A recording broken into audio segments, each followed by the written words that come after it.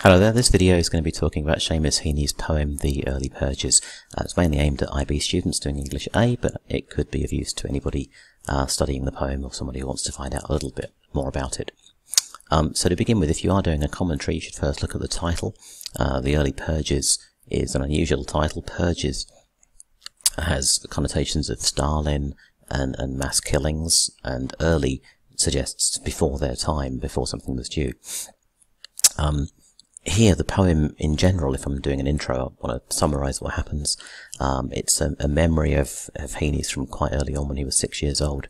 He sees kittens being drowned on a farm. He grew up in an agricultural area, and the poem then really explores his reactions and how he deals with this incident and how it affects him later in life, and ends with a kind of suggestion for how he feels now. So let's go through the poem in detail. You can see I've colour-coded it, so I've broken the poem down into various sections, and we'll talk about how each section develops as we move through.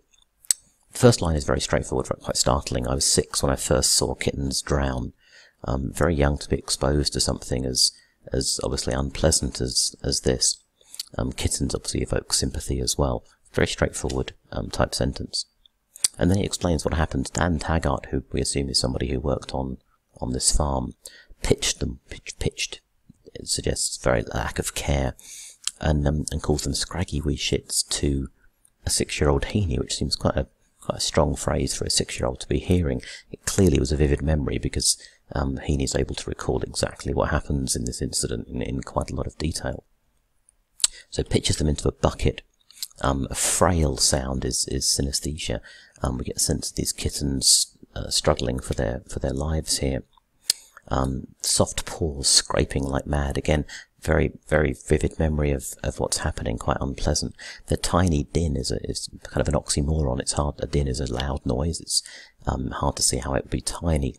I guess in reality it was a small sound, a soft sound, but in Heaney's mind, you can see these kittens struggling frantically for their lives, and they're trying to make the loudest noise or din that they can. It's obviously fairly hopeless. The soft paws aren't really going to do any good. Soon soused or put out, slung on the snout of the pump, and the water pumped in. So we see here sibilance in those phrases perhaps mirrors the panic and confusion of the kittens, and also it shows that Dan Taggart has to physically act to kill them. He has to physically pump the water in. They're not going to die of their own accord. Sure, isn't it better now? And then we get a reaction once it's happened. Sure is perhaps an Irish phrase. And justification for the killing suggests, isn't it better for them? It's better for them to have a relatively quick death now than to suffer, because they clearly don't have any purpose on the farm. Like wet gloves, they bobbed and shone. Is again quite a strong, an unusual simile. Bobbing like wet gloves is a strange one. It suggests maybe confusion in what Heaney is seeing here. He struggles to convey what's happened. And they bob and shine until they're slung out on the dunghill, treated like waste where the rest of the dung is, glossy and dead. So Heaney deliberately kind of inverts this sentence to make sure he finishes on the word dead. Glossy would suggest usually something quite healthy, whereas here finishing, here obviously they're not, they're just simply shining because they're covered in water. And the glossy and dead, the monosyllabic dead, obviously it draws attention to this word, and Heaney's obviously horror and shock at what he's seen. And then we move on to the next section where we deal with Heaney's reaction to this in the following days. The new stanza suggests it's a different stage in his life, and his reaction to this. So for the immediate aftermath, the immediate days after, I hung around the yard, watching the soaked remains.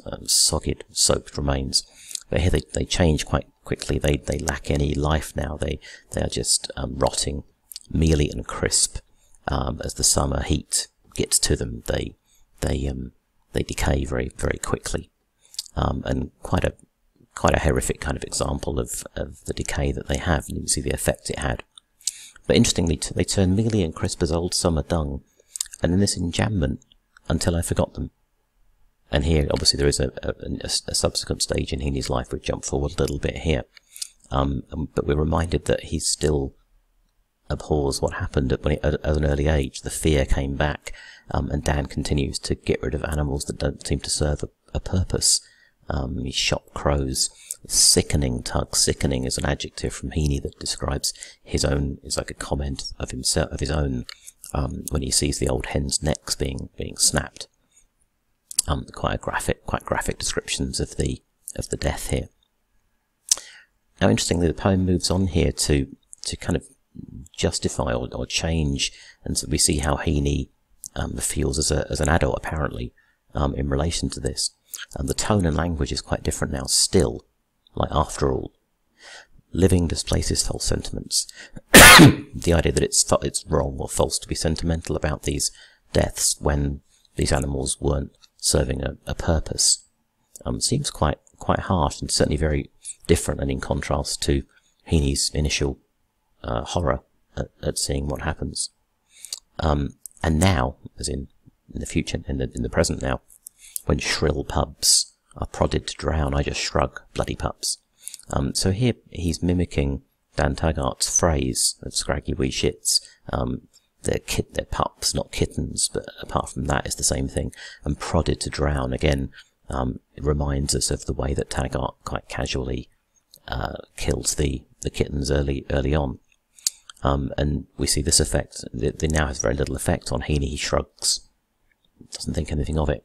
It makes sense to this more mature Heaney, apparently. And this last stanza, again, moves with the kind of reaction of Heaney to these killings on farms. Prevention of cruelty talk cuts ice in town. To cut ice, or to cut no ice, means to have no effect on something. To cut ice clearly means to have an effect. So in town here is represented by the urban community, the city folk, the town dwellers, who don't understand the farming community of which Heaney was a big part. And so this sets up a conflict between the urban and rural people and their views of killing animals who are effectively healthy but don't serve a purpose, where they consider death unnatural. So again is talking about the city people, indicates that he's excluding them from this text, from this poem. They're seen as outsiders. Considering death unnatural is clearly wrong, because it's a natural part of life. But he's suggesting that they can't deal with this. And this final line is very interesting. On well-run farms, pests have to be kept down. Here they're pests. They're no longer kittens or pups or anything else, or old hens. But they're pests, or as you'd think of vermin or something like that. Have to be kept down, or put down in this case. And the numbers have to be kept down, is what he's saying. Now, the last stanza is particularly interesting because we're left with the question, do we believe what Heaney is telling us? Is he mimicking what the rest of his community say as a farming community? Because for me, the phrasing of this doesn't seem very poetic. It's at odds with the rest of the poem. On well-run farms, pests have to be kept down sounds like coming from a farming manual, like Farming 101. It doesn't seem particularly convincing. So we're left with this interesting dilemma of whether Heaney genuinely believes this, which he may do, or whether he's repeating what those on the farm tell him, and he perhaps has reservations about this. So that's a brief commentary of the poem. If you are doing an IOC, make sure you have room for some comments on the form and structure of every poem. This particular poem is interesting. It's written in terza rima, which is an Italian form originally done by Dante, of Dante's Inferno, possibly suggesting violence and hell-like conditions. So maybe another idea that he is sympathetic to the animals.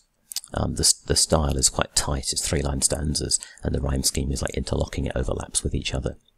And then it finishes finally down and drown. It finishes with that similar rhyme at the very end. Okay, so that gives you a quick overview of this particular poem, Early Purges. I hope you found that useful. Thank you very much.